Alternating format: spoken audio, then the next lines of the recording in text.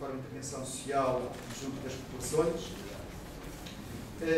Sabemos que as IPSS, com esta designação, só foram formuladas no Decreto-Lei de 1983, mas antes disso já havia um caminho feito, já havia uma praxis.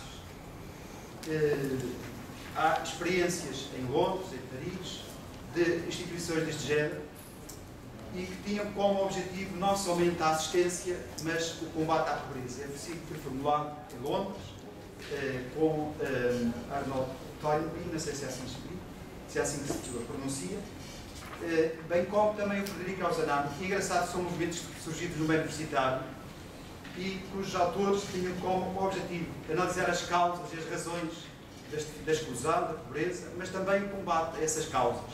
Portanto, não era só a assistência pela assistência. Estou a pincelar assim no europeu. A nível de Portugal, há experiências engraçadas. Foram feitas na cintura industrial de Lisboa, nos anos 30 e 40, que tinham designações que hoje nós, obviamente, expressões e designações que nós pensávamos serem obsoletas, ultrapassadas, mas era à época assim que se designavam. Havia centros sociais de assistência que surgiram na área da cintura industrial de Lisboa para justamente acolher as pessoas que vinham, que chamavam da província, da Madeira, dos Açores e também da província, e que vinham trabalhar para a zona industrial de Lisboa, e que eram populações que estavam assim um pouco completamente à nora, desculpem a expressão, mas completamente desenraizadas e com problemas sociais graves de educação. E recordo assim uma memória viva que eu tenho ainda do padre Serrazina de Moscavide, que ele já herdou isso de um padre anterior, e que nos anos 30 já tinham instituições que tinham como objetivo acolher as crianças dos pais que iam trabalhar e dar-lhes educação desde o jardim de infância. Em Moscavide, já nos anos 30, já havia um centro de assistência paroquial, desculpa, chamarás a mesa, convidar-me, mas é uma memória viva que eu tenho e que justamente eram centros que tinham como objetivo apoiar as famílias, apoiar a educação, apoiar a integração social daquelas pessoas que vinham, sobretudo, para a cintura industrial de Lisboa. Ora bem, aqui na Madeira, é engraçado, a gente muitas vezes reduz estas coisas, a caridade, ao assistencialismo, mas há uma experiência concreta, e não vou ler tudo o que eu tenho aqui, senão me dá 10 horas, talvez não. Mas, por exemplo, um exemplo concreto, como também havia este objetivo que tinham, digamos, aqueles homens fundadores destas instituições em Londres e em Paris, aqui na Madeira, já no princípio do século XIX, foi criada uma associação de assistência a crianças pobres e frágeis. Reparem, assistência, hoje não se designa assim, obviamente, mas na altura era assim. E essa associação evoluiu não somente para prestar assistência às crianças que tinham dificuldade na alimentação, no vestuário por fora, mas também evoluiu para a sua formação.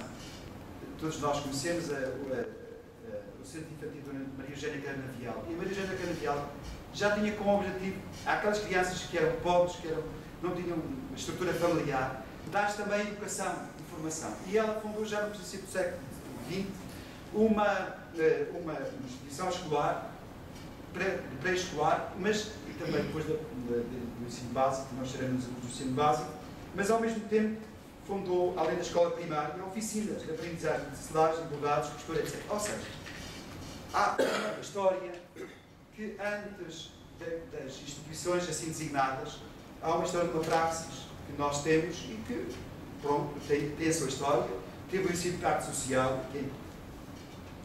Ora bem, nós temos uma lei, atualmente, que não foi aplicada à Madeira, o Decreto-Lei de 174-A, 14 de novembro de 2014, que adapta a lei de 119/33, portanto, de 1983, e que é a lei enquadradora das instituições particulares de sociedade social e designa o que é que elas são.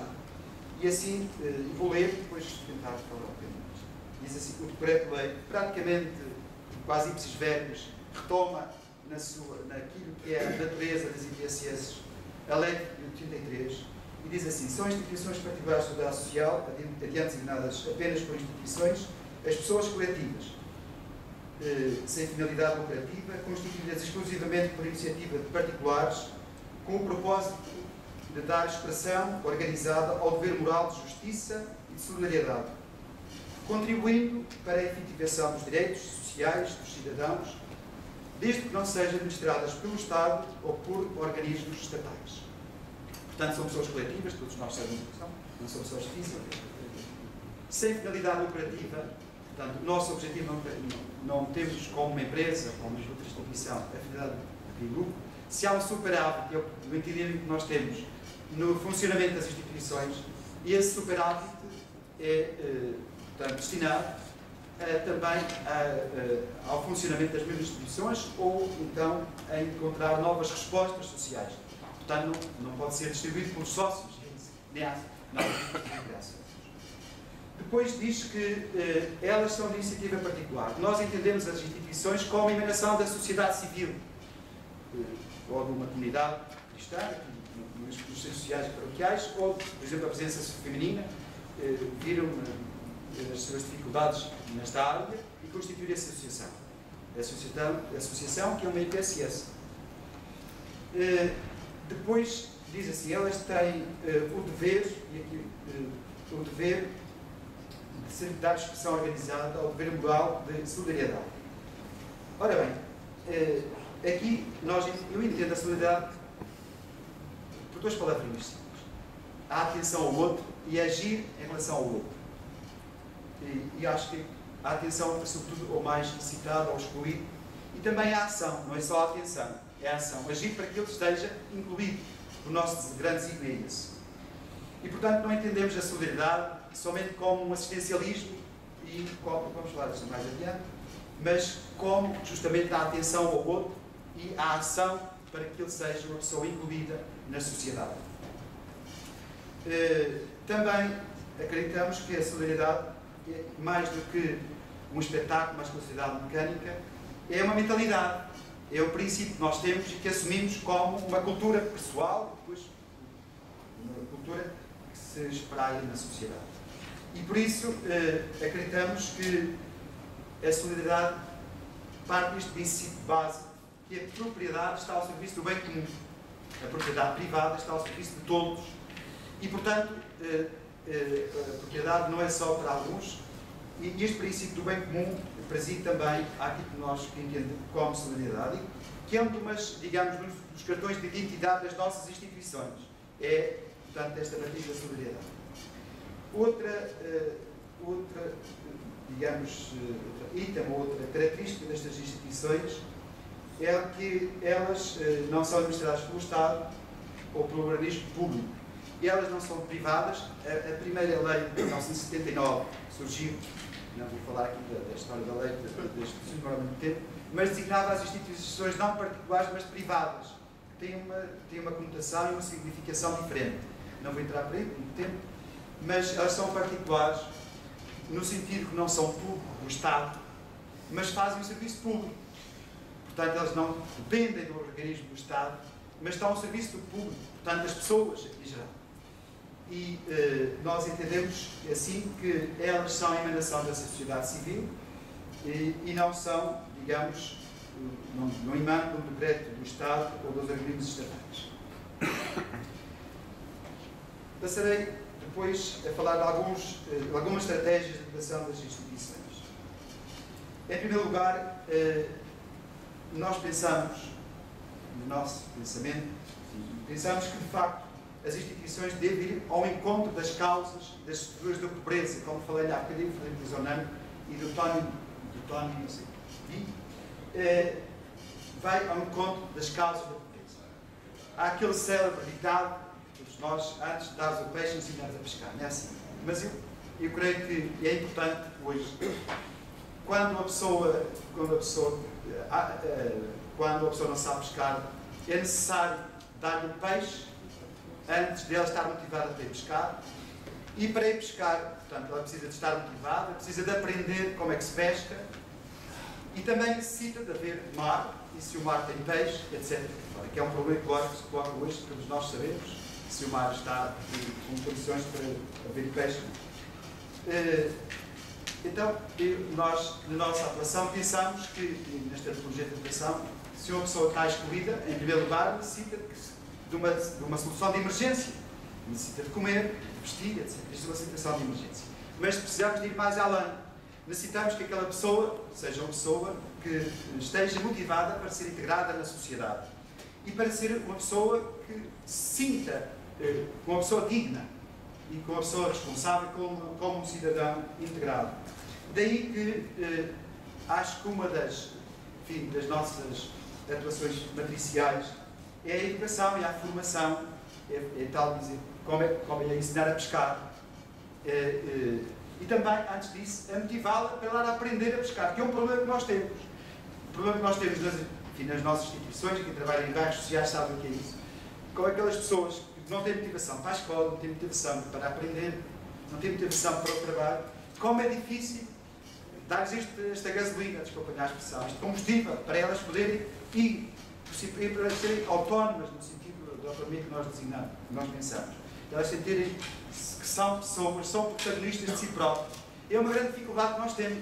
Uma pessoa que tem necessidade de comer, tem necessidade, mas depois pode haver trabalho, pode haver possibilidades de educação, mas ela não está motivada. É um grande trabalho, é dos trabalhos mais difíceis, mas se calhar é o mais motivador que está nestas áreas e o mais complexo. Portanto, é tal e papéis. Nós entendemos que a nossa ação deve ser isto. E, portanto, nós entendemos que as nossas instituições das diversas lugares estão integradas devem ter este diálogo, esta relação dialética com a realidade. Estar atentos às necessidades para responder em conformidade com as necessidades que existem. Outra das nossas estratégias de atuação é também dizer que o excluído é uma pessoa, não é um utente, não tem somente um cartão de cidadão, não é um número estatístico, mas sobretudo uma pessoa. Olharmos para ele como uma pessoa, como um igual. Eu sinceramente faço este exercício diário de olhar para uma pessoa que me vem pedir uma moeda, ou que vem pedir para trabalho, ou que vem com dificuldades, olhar como ele, como a pessoa mais importante do mundo. E faço este exercício. É complicado. E que nós temos tendência, as pessoas que são coerentes, têm posição social, dar mais atenção. Mas àquela pessoa que vem com dificuldades, dizer que ela é tão importante, ou até mais importante, não me entender, mais importante, ou tão importante, como a pessoa que está no estado social alto, é um exercício que é também necessário para nós fazermos no sentido de dignificarmos aquela pessoa, senão o tratamos abaixo de cão. Desculpa, às vezes. Outra estratégia da nossa atuação é fazer com que este cuidado dos mais excluídos não seja somente um mero encaminhar. Às vezes temos este banco, está a encaminhar, não está resolvido. É encaminhar, mas também é resolver a sua situação de vulnerabilidade e de fragilidade. Tem, a todos os níveis. Desde o nível psicológico, ao nível financeiro, ao nível relacional. Estas pessoas são portadoras de uma fragilidade enorme. E, portanto, elas necessitam deste apoio básico, deste sentir-se, portanto, que são pessoas. E é importante na nossa atuação. Também, nós, alguns princípios orientadores, já terminei. E há aqui alguns princípios orientadores que eu vou resumir, dizer assim. O nosso princípio, fundamentalmente, é dizer que a pessoa é um indivíduo, mas também é um indivíduo inserido numa comunidade. Outro princípio orientador das instituições, enquanto instituições, são dois princípios básicos importantes, que é o princípio da subsidiariedade e o princípio da proximidade. As nossas instituições estão próximas dos problemas, próximas das pessoas, e acreditamos que as instituições que estão próximas das problemáticas das pessoas têm outro olhar do que as pessoas têm um olhar burocrático mais distante, geograficamente e distante até afetivamente, e em todas as distâncias que a gente possa aplicar, ou todos os contributos que a gente possa aplicar. Portanto, este princípio da proximidade é importante até para sermos as políticas sociais. E acho que as instituições também assumem-se como parceiros do Estado, é o princípio, como parceiros do Estado, parceiros que são cooperantes na sua autonomia própria, mas que são parceiros. E, portanto, não somos somente meros depositários de políticas sociais, agora a aplicar aqui, mas também, uma vez que é assim que nós nos entendemos, uma vez que elas são a emanação da realidade, a emanação da sociedade civil, elas também acham-se participantes na elaboração, na concepção das políticas sociais que as pessoas estão no Estado, vós que estáis lá, têm. Portanto, acreditamos que é nesta relação dialética que as coisas se dão. Eu vou mais adiante. Como sabeis, as respostas sociais que existem, e aqui o resumo feito avalhoado, mas acho que é importante a gente ter o sentido da proximidade, o sentido da solidariedade. As respostas sociais que os equipamentos das instituições têm dado são diversas, desde a área da infância, à educação, os pré-escolares, a área da família, os projetos de luta contra a pobreza, agora parece que esta noção está ultrapassada, à inserção familiar, a área da juventude, com valências para adolescentes, na área da prevenção e o combate à toxicodependência, a aquisição de competências pré-profissionais e profissionais. Há muitas instituições a trabalhar também nesta área. E servir sobretudo os desempregados de longa duração, ou que nunca estiveram desempregados e são de longa duração, por esse motivo. E, portanto, aqui há instituições nesta área também a tentar inserir profissionalmente as pessoas a quem se dirigem. Também muitas instituições trabalham na área da terceira idade, na área de inserção social das pessoas mais vulneráveis nesta faixa etária. Na área da saúde, gostaria de dizer uma palavrinha sobre as organizações das organizações, a UIPSS e a CNIS. Como sabeis, a UIPSS, a Comunheira, é a expressão organizada da cooperação e da comunhão entre todas as instituições para cuidar da segurança social, sediadas aqui na Madeira. No país há UIPs, portanto, são as uniões distritais de todos os distritos do país, e também há uniões regionais da Madeira e dos Açores.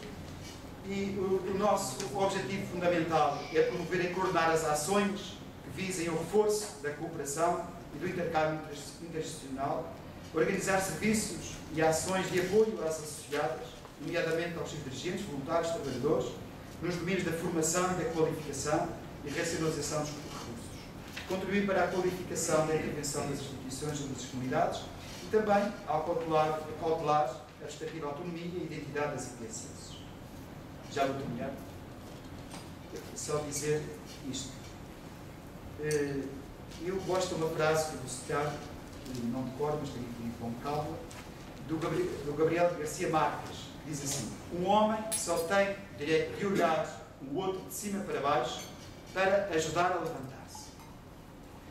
Ou seja, o nosso posicionamento, somos iguais, somos fraternos, e qualquer pessoa é pessoa, independentemente do estatuto social que tem, do estatuto económico, e devemos olhar olhos nos olhos e não de cima para baixo, com o nariz debaixo dos olhos, com os olhos sobre o nariz, para as apoiar, para prestar assistência e, no fundo, para continuar, para fazer com que ela continue assim no seu estatuto de marginalizado.